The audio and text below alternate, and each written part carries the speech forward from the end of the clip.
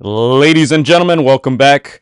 ATR podcast. Gio Garcia here alongside Christian Mosqueda, back for another show. And this time, you guys see him on your screen. We have a very special guest, the legend, Jim Lampley. Thank you, sir, for joining us today.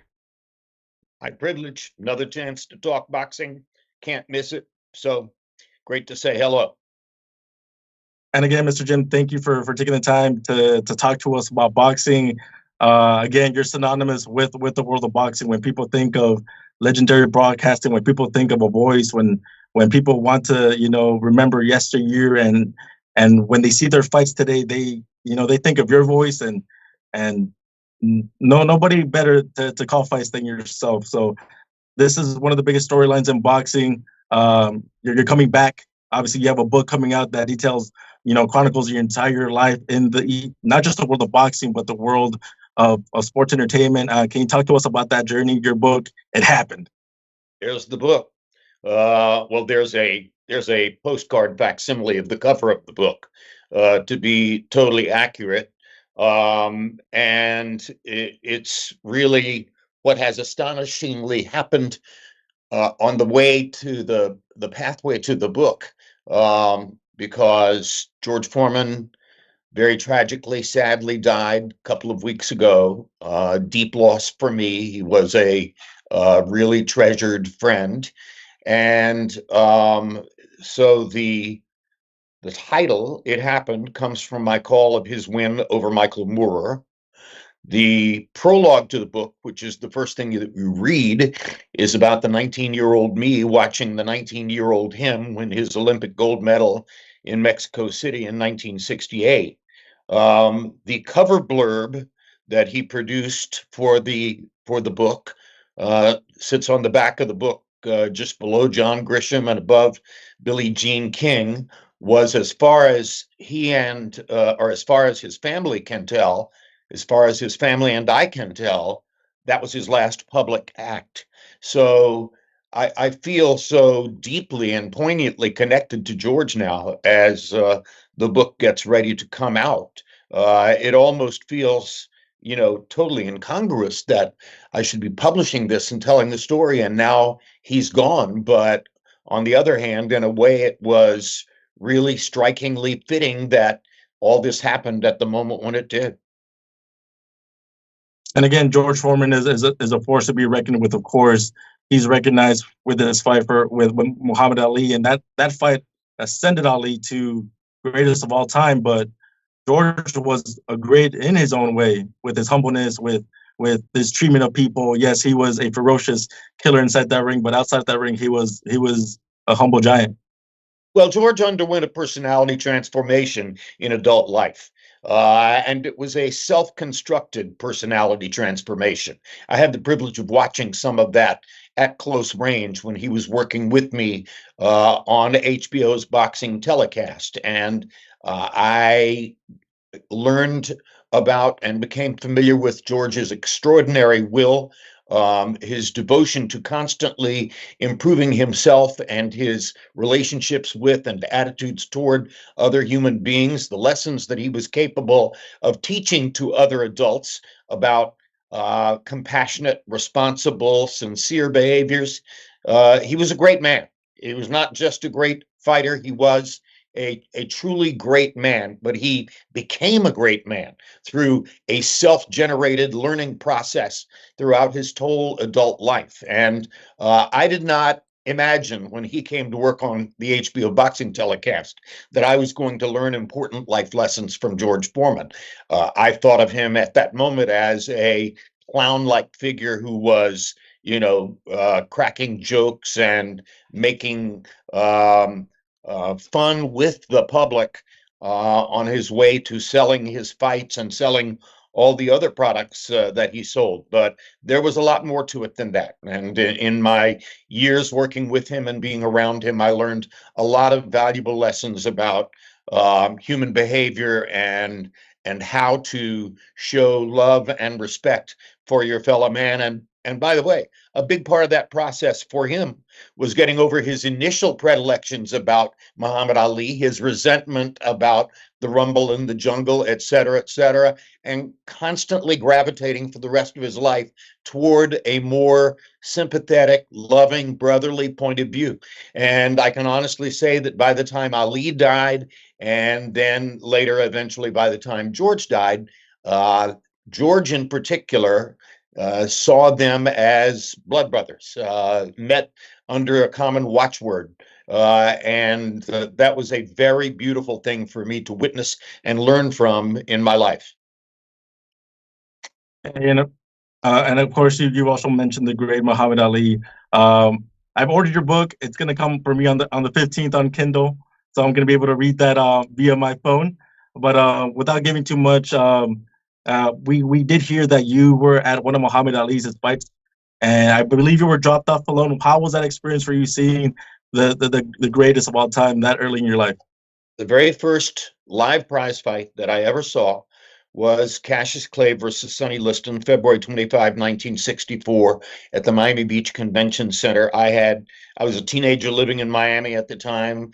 I saved lawn mowing and car washing money for months to buy a ticket for the fight. I don't remember whether that ticket was $100 or $150. It had to be something in that range, which was cosmic and outlandish at the time. But I managed to put together all that money and bought the ticket. My mother took me to the Miami Beach Convention Center because I was not 16. I didn't have a driver's license, and she dropped me off. I went in alone and had a pretty decent seat from which to watch the fight. Cassius Clay was my number one hero in life. And at that moment had already been my number one hero in life for about 4 years, because I first discovered him at the 1960 Rome Olympics on CBS's coverage of those Olympic Games, and fell in love with the whole act. The braggadocio, the bombast, the speed, the ballet of it, etc. I loved all those things about Ali, and most of all, I was raised in the South, and my mother was ardently teaching me what we would now call anti-racism, which was, a legitimate appreciation of the rights and contributions of other human beings, regardless of the color of their skin. Who knows how my mother got that in a racist household in Nashville, Tennessee, but somehow that was what she arrived at, and she ardently strove to teach me that attitude as well. And that's part of the path that led me to Cassius Clay, later Muhammad Ali, to that night in Miami Beach. And oh, by the way, do you know the name Bob Sheridan? I feel like I've heard of it, Bob Sheridan. Well, Bob Sheridan, also called the Colonel, probably called more fights in his fight calling career than I did, because he was doing sometimes 2, 3, 4 shows a week for Top Rank and other vendors. So if you were looking for somebody in my generation who called more prize fights than I did, Colonel Bob Sheridan was that guy. And that fight, Miami Beach, Cassius Clay versus Sonny Liston, February 29th, 1964, was also his first live prize fight. Wow. I learned that very late in his life, and he left us a little while ago. But it's pretty astonishing as a coincidence when you think about it, that the two guys in our generation who called the most prize fights via broadcast for boxing audiences in the United States, me and Bob Sheridan, both saw our first live prize fight the same night in the same building. Wow. So, and another big Chris, broadcaster that Chris, real quick, I'm going to interrupt you. I have it up on the screen. Bob Sheridan, it says he broadcast over 10,000 fights on radio and television. Yeah, I did. Maybe, I don't know, maybe I did 500, or I mean, I'm nowhere near his overall number of fights, because again, he was doing several shows a week sometimes, and I was working for HBO doing, one show a month or 2 shows a month, something like that. It was a different kind of life. But yeah, again, the coincidence is that we both saw our first live prize fight same night, same place, Miami Beach Convention Center. And Jim, another name also synonymous with sports and entertainment, boxing, was the great Howard Cosell. He was a voice of many people in your generation growing up. You know, you have become that voice for us. How was his influence, both Howard Cosell's, Sheridan's? How was that influenced? How has it influenced you in your career? Well, the very first prize fight I ever watched on television was Sugar Ray Robinson versus Bobo Olson for the middleweight championship in 1955. My mother sat me down at a friend's party in Hendersonville, North Carolina, and said, "Sit here, watch this screen. If your father was still alive and he had died the year before, this is what you would be doing."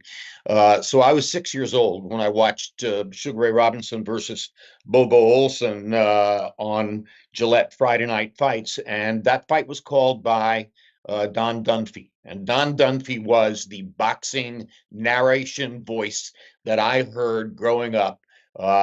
He was, in effect, my mentor for calling fights. By the time I went to work at ABC Sports in the 1970s, and believe me, Howard Cosell was on the announcing staff at ABC Sports, and I was an infiltrator coming into that culture from the outside. He did everything possible to snuff me out. He did not want to see me in the building, and we had what amounted to a fairly fractious relationship. And obviously, I would never ever have attempted to call fights with that kind of hyper personalized, bombastic style. You know, there was anything I did that sounded anything like him would have been amiss, because I would have sounded like I was imitating somebody, and somebody with a burlesque style to begin with. So I made it a point to try to keep his voice and his inflections out of my head. And to the degree that I ever heard anybody else when I was calling fights, that was Don Dunphy. He stayed in my head for a long time. And Jim, of course, when we think of your voice, when we think of HBO, we think of those days, we think of Emmanuel Stewart's, the Roy Jones Juniors. Can you talk to me about those years and that brotherhood that you guys developed? Because you can only do so much yourself, but it's a team chemistry that really solidifies and brings it home. Well, I was hired to call fights at ABC in 1988. And replacing a tremendously good and accomplished blow-by-blow guy named Barry Tompkins, one of the most graceful people alive, remained a friend, has always been a friend, even though he was uprooted from that chair, and I wound up getting the job that he had held. So I'm always grateful to Barry Tompkins for the friendship and support that he provided as I was coming along as a boxing blow-by-blow guy, and learning the craft and getting better. What cleared the path for me to go to HBO at that moment in time was that the first several fights I had done on ABC Sports were Mike Tyson fights, and I became a part of the early biographical study of Mike Tyson, calling his fights on ABC after other people had called his fights on MSG TV and other outlets in the New York area. And eventually that led to Tony Tubbs in Tokyo, where the Robin Givens syndrome was in full swing, and then not too long after that, Buster Douglas in Tokyo, where I called the new biggest upset in the history of boxing after having gone to my first live prize fight at the biggest upset in the history of boxing, Clay Liston.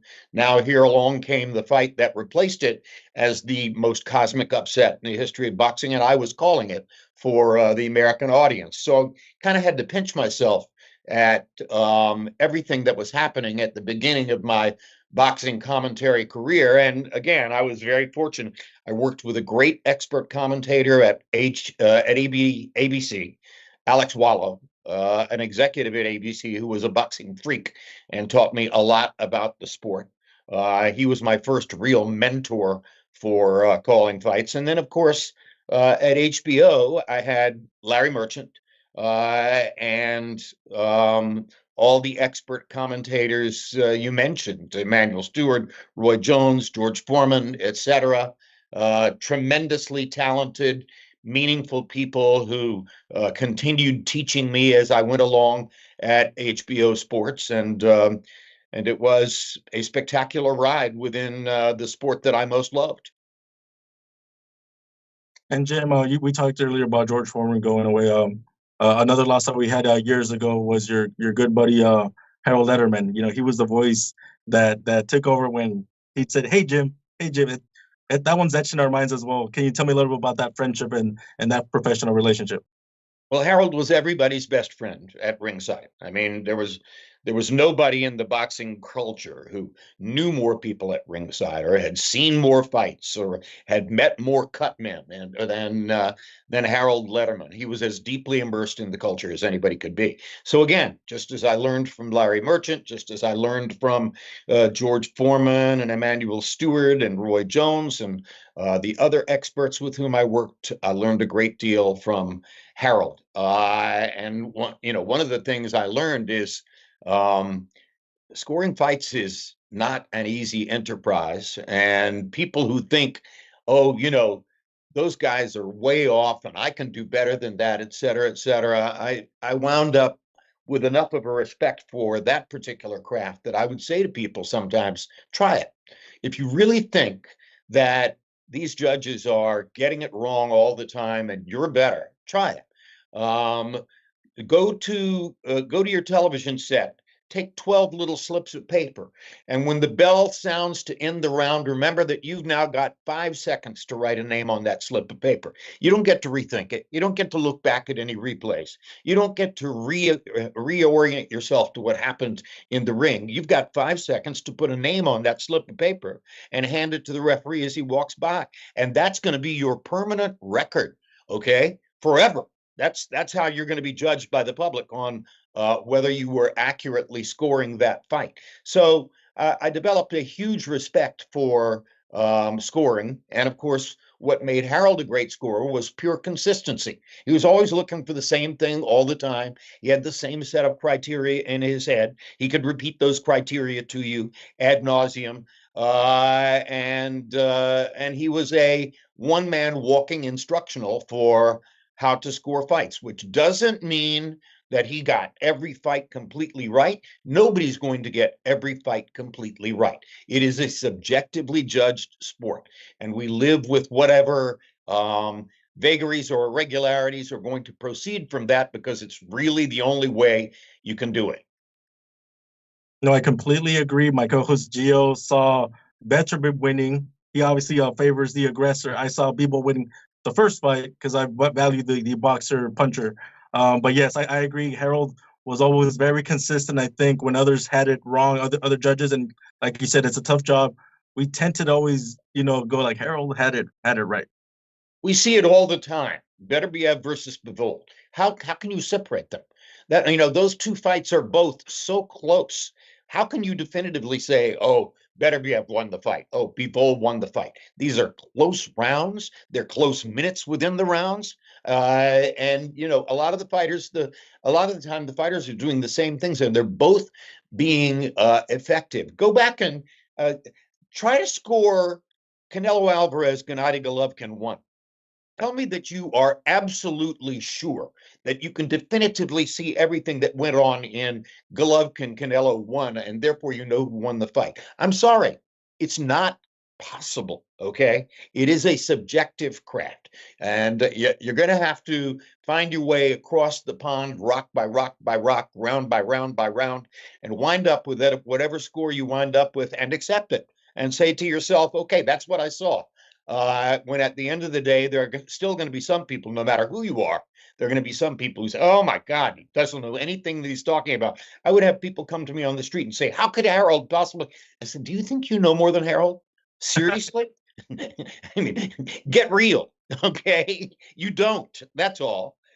So it's a really meaningful craft, and it's a difficult one, and our sport would not be the same without it.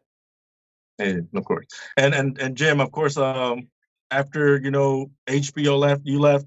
there was a vacuum, new sportscasters coming in trying to fill or, get their, pay their dues, get their green. Obviously, there was maybe the first 3 years, there's a huge, social media going, we miss the Jim Lampley voice. We miss his expertise. Did you ever call fights, obviously in your living room, in the comfort of your home? Were there ever any fights where your muscle memory kicked in and you're just calling fights there yourself? Well, I mean, for a long time, not particularly. Maybe the muscle memory kicked in, but the only people who would have known were the people in my living room.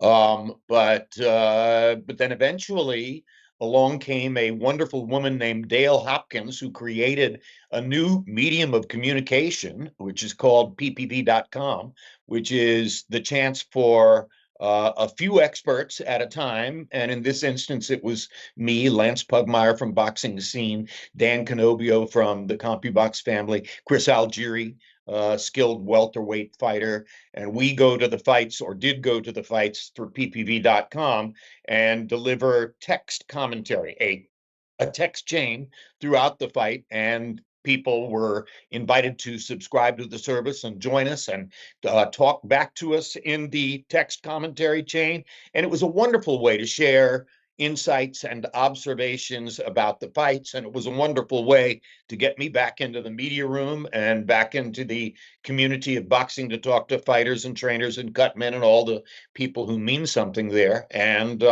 ultimately, that's what led to my impending return to Blow by Blow. And again, like, this gets made through Turkey Al-Sheikh, if we're not mistaken. What does it mean just to be back? Again, we mentioned it throughout the podcast. People have missed your voice. They've missed your expertise. They've missed that familiarity. When we think of your voice, we think of the greatest hits, the Sergio Maravilla Martinez, the Triple Gs. What does it mean to have somebody like Turkey Al-Sheikh, bring you back, in a sense, to the forefront of sports broadcast? Very flattered. I'm very grateful to Turkey. This is his initiative, just as Dale Hopkins reached out and plucked me for ppv.com. Turkey reached out and individually asked me on a social media platform if I would consider coming back and calling fights with him. And he's making many of the biggest and most important fights in the sport. And those are the fights that I want to call. So I wound up having a personal meeting with him. It was terrific and rewarding, and I have agreed to call fights, and we're going to start off getting to know each other on that basis. May 2, Times Square, New York City, the triple header involving Haney, Garcia, and Teofimo Lopez. And Jim, when we think of the greatest hits, obviously we hear your voice, we hear Max Kellerman's voice, the blow by blow calls. We missed that segment, so hopefully that also comes back. What are some fighters that have not gotten their greatest hits segment that you feel like are deserving of that greatest hits segment? Well, I think there are a lot of good fighters in the sport right now, and I mean, you've seen Better and Bivol, and the boxing audience, the core of regular people who make up the boxing audience, they've seen Better and Bivol, but the general public probably has not much seen these two great fighters yet. So I think both of them deserve more exposure. I don't think the general public really understands yet how important and how meaningful David Benavidez can be. And David Benavidez has a great deal of drama and star quality to go with what he does. And oh, by the way, he's a power puncher. And the fighters that fans tend to like most are power punchers. And obviously, Canelo's not finished. He's still writing his boxing biography at the highest possible level, and he's still very devoted to accomplishing more and building a bigger name. So I'm excited that maybe I get to touch Canelo's career again. I think there's a lot of talent in the sport right now, and there are various other extremely skilled fighters whose names I'm not mentioning, but whom we all want to see in action against great fighters. And obviously, we're talking about your book. It happened. It drops April 15th. I'm sure you'll talk about those names, those big names that have touched you personally. When we think of those guys, we think of the Manny Pacquiao's, we think of the Juan Manuel Marquez. What comes to mind when you think of their fights, everything they've given inside that squared circle, and your emotion just comes pouring out when you think of those moments. Well, Pacquiao, Marquez, Eric Morales, Marco Antonio Barrera, Ricky Hatton, Arturo Gatti, Mickey Ward, the fighters that I covered through the heart of my period on HBO. Tremendous entertainers, tremendous public figures, tremendous brothers in the fraternity of fighters. There was a time back at the beginning of the Barrera Morales trilogy when I saw them as two guys who don't get along. This past summer, I was at the International Boxing Hall of Fame induction ceremony in upstate New York, and both Eric and Marco were there, and they spent the whole weekend virtually arm in arm. I mean, it was as though they were brothers visiting an event together, and that's the nature of our sport. You go into a ring, the crowd watches while you appear to try to annihilate another man, ruin him in every way. There's blood, there's suffering, there's all sorts of human tribulation in there. And these two guys walk out arm in arm because over the course of 12 rounds, Gatti Ward is the best example. They grow to love each other. They wind up knowing more about each other than anybody other than maybe their mothers. And they have this level of mutual respect, defined by what they've tried to do to each other in the ring, which is unique to our sport and one of the things that makes it so great. Yeah, and actually, Jim, those two gentlemen, Morales and Barrera, have a show together. They have a podcast together. Un round Isn't más. that amazing? Yeah. I mean, go back and look at their first fight. Look at the savagery of that combat, and that came from the heart. And now they're doing what they do together. It's beautiful. Yeah, and it's great to they still send jabs at each other, but obviously they're a lot more grown now and retired, and they get to reminisce and all that stuff. So that's great. But I can remember an early fighter meeting, one of my first meetings with Marco, when I was walking out of the room with him, and I said, Marco, your mind is so big. You have so much intelligence. I think you could probably be an attorney if you wanted to. What is he now? He's an attorney. He went to law school. I don't know if it was my advice that sent him to law school or whether he had always had that in him, but what a man. I'm just amazed by him. And Jim, when these guys have these moments, it almost feels like your voice or the sports broadcaster's voice. And that's another layer. You're telling the story.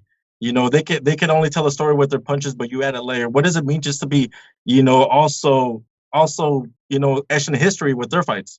Well, boxing is the storyteller's sport because it's arguably the simplest form of human competition, and it's arguably the most emotionally and intellectually complex. And so being able to adequately call boxing matches requires you to be able to function on all of those levels. I need to see the technical. Did you land the punch? Did it do damage? Is the other guy going to land something back? I need to be able to see all of that. But I also have to see what's in their hearts, what's in their minds. How are they communicating with each other in the ring? How are they going to feel about each other when they walk out of there? Are they going to try to annihilate each other for 12 rounds visibly and then wind up blood brothers like Gatti and Ward? That's something that I appreciate so much from the sport. Oh, by the way, Riddick Bowe and Evander Holyfield wound up living together in an apartment in Florida. These kinds of stories go on, and it's not just Marco and Eric. It's fighters all over the world who bond with the brotherhood in that way. Jim, did you think it would become this? Right, you're more famous than many, many boxers for a generation like Chris and myself, who are in our 30s. You were the voice of boxing. Did you think it was going to become this when you first started? Everything that ever happened in my sports broadcasting career was somewhat unpredictable or counterintuitive or purely coincidental, way out of left field, etc. My first big sports broadcasting job, sideline reporter for ABC Sports College Football. I was chosen out of a 432 candidate talent hunt. I didn't fit any of the qualifications that were presented as the pretext for what they were trying to do. There was no reason in the world for me to think that I would get that gig, and I did. And so everything else that happened from that point forward in my career begins with something that was completely unpredictable. I have people come to me and say, you shouldn't say this about a lucky life in sports broadcasting because it really didn't have anything to do with luck. And I say, I won a talent hunt with 432 candidates and I didn't fit the qualifications they presented. And you don't tell me that's luck? Come on. Obviously, everything in my career begins with an extraordinary stroke of luck. And so you have to appreciate that. You have to say to yourself, the universe gave me a massive gift here, the general sportscasting career. And then within that, 13 years into the general sportscasting career, I'm presented with a new chief executive at ABC Sports, my new boss, who wants to get rid of me and thinks that the way to get rid of me is to assign me to boxing because I won't know anything about it. He has no idea that my mother sat me down in front of a TV dinner tray and a small television set to watch Sugar Ray Robinson and Bobo Olson when I was 6 years old, that I fell in love with Cassius Clay at the Rome Olympics in 1960 when I was 11 years old, that I, as a 19-year-old college student, skipped a class to stay in the dorm to watch George Foreman fighting Muhammad Ali, et cetera, et cetera, et cetera. All these things are the product of a long chain of circumstances and interrelationships that bring me to that particular moment and that particular book cover, because it's totally the best way to present the story of my life. And Jim, have you ever thought about how your own words connects the viewer to the fighter when sometimes the fighter doesn't speak the native tongue, or when a fighter is from Eastern European descent, like a Triple G, and doesn't speak English? Did you ever start to think how your words connects? You speak for such fighters when they can't speak the language.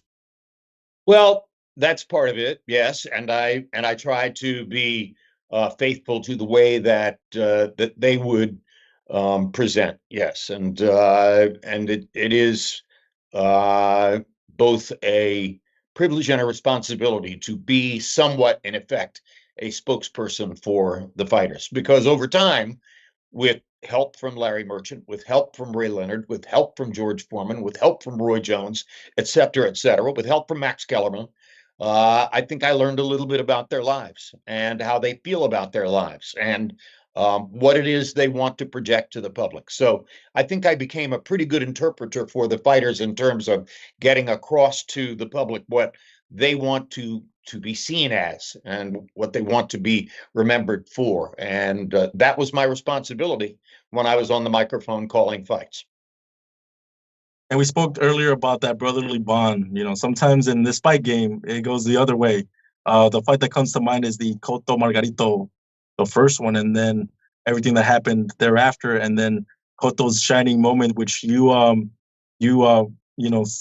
delivered beautifully. Can you talk to me about those fights, and I mean what it meant to you, what you felt it meant to Cotto in that moment, and how you put it together for the audience?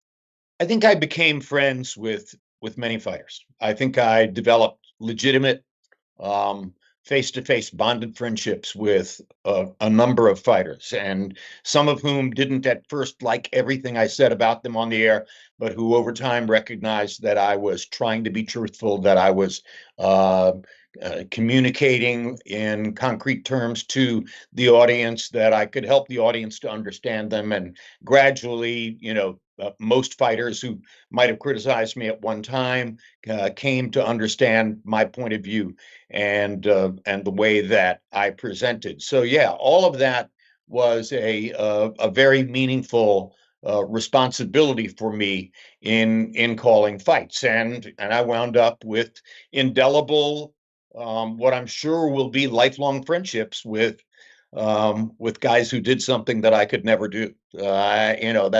That's point one, is the awe in which I hold them, because they do something that 95% of us couldn't even dream of doing, and they do it responsibly, devotedly, intelligently every day. I love boxing.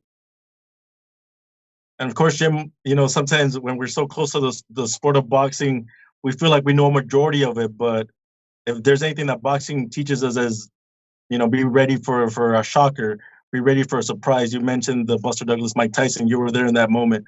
Took a second to look back at Manny Pacquiao's and his first fight where he came out to fight Ledwaba. I think at that moment nobody really knew who he was. We couldn't even say his name right. My uncles who loved the Mexican fighters didn't know who this guy was. But it was a satisfying shocker to get those kinds of surprises. Are you ready for more surprises where you're at that desk and maybe another? Always ready for more surprises. Larry and I had seen Leishanolo Ledwaba on the undercard of Lennox Lewis versus Hasim Rahman in Johannesburg, South Africa. We were absolutely convinced that Ledwaba was the best junior featherweight fighter in the world. Nobody else could possibly be as good as him. Top Rank had this out of left field opponent for him for the undercard of a pay-per-view in Las Vegas. The opponent was a Filipino whom I'd never met, skinny street kid named Manny Pacquiao. And I thought of Pacquiao as cannon fodder for Ledwaba, because Ledwaba was so good, had footwork, had style, had speed, had skill, et cetera, et cetera. And of course, Pacquiao annihilated him. And we were introduced to a brand new, compelling, very meaningful, historic star in Manny Pacquiao. And there's some similarities. There's comparisons to Naoya Inoue, who's going to be fighting on Cinco de Mayo weekend. What are some things that you see that are similar? What are some things that you see that are different? And what are your thoughts on Naoya Inoue out of Japan? Well, the combination of craft, hand skills, punching power. And punching power is always a kind of operational question mark. Why do some fighters have it, and why do some fighters not have punching power? It isn't just strength. It isn't just your physical attributes. It isn't even just the craft with which you throw the punch. There's something else involved there. Pacquiao had tremendously heavy hands for a fighter that small, 122 pounds. Naoya Inoue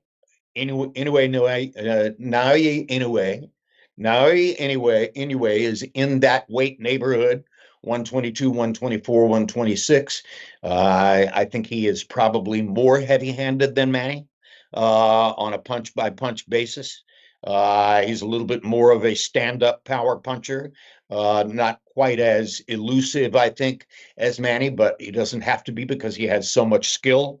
And I think that just as Pacquiao developed a global following, Inoue is in the process of trying to do that. But there's a difference between Filipino culture and Japanese culture. And one of the vital differences between Filipino culture and Japanese culture is that in the Philippines, you can be a showy, outgoing extrovert, and people will prize that. In Japan, that's a little bit of a left hook. I mean, why is this guy seeking attention? It isn't part of our culture to do that. So now, Inoue goes in, does what he does in the ring, doesn't talk a great deal about it. Manny was a great talker. So it's two different things because of two different cultures. Hey, and again, you're coming back Cinco de Mayo weekend, Jim. Tell me what a great night for you will look like. Again, I know that you've said, you're not getting any practice. You're just going to jump into it and see if it's still there. People have said, don't call it a comeback. That's you already know what you're doing. You've done it for years, for decades. And we're just looking forward to that. paint me a picture of what that night will look like for you. I'm scared to death. I mean, I think that was always a good posture for calling fights. Be scared, be prepared, and be ready for anything. I don't even know at this moment yet with whom I'm working at ringside.